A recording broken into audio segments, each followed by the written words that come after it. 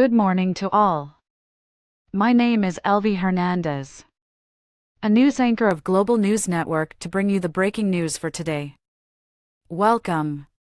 Naging mainit nga ng talakayan sa mundo ng social media, lalong lumawak ang imbestigasyon sa kaso ni Risa Tanas matapos madawit sina Risa at Cheese sa controversial na overdose case na yumanig sa publiko. Ayon sa mga otoridad, lumulutang ang ilang ebidensya na maaaring nag-uugnay kina Risa at Cheese sa mga katiwalian ng mga pulburo na naging sanhi ng pagkamatay ng ilang biktima.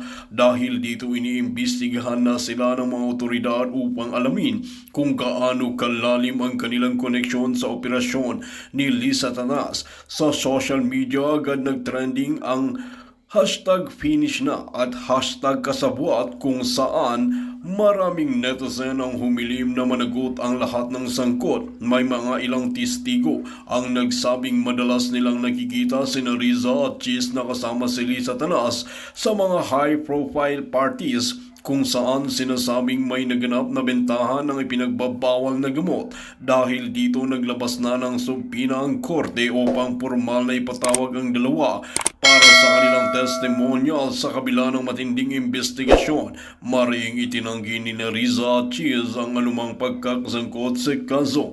Ayon sa kanilang kampo, sila raw ay biktima lamang ng maling impormasyon at sinisiraan para mailihis ang investigasyon sa totoong utak ng operasyon. Gayunpaman, hindi kumbensado ang mga otoridad at sinasabing mas marami pang ebidensya ang ilalabas sa mga susunod na araw. Ayon sa ilang ulat, may mga CCTV footage at bank transaction na maaaring magdikit sa kanila kay Risa Tanas.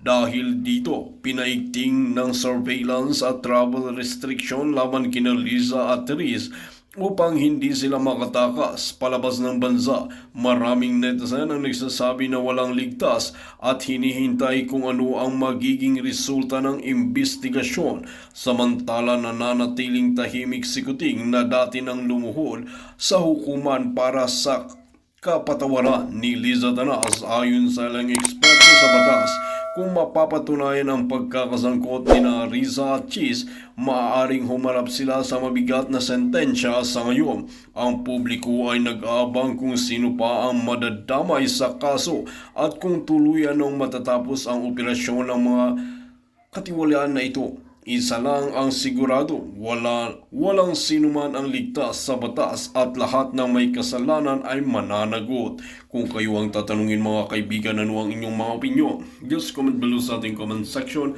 at ating tatalakayin ang buong detalye. At kung bago ka lamang sa aking channel, huwag kalimutan i-click ang subscribe button at notification bell para lagi kang updated sa ating mga nagpapagang mga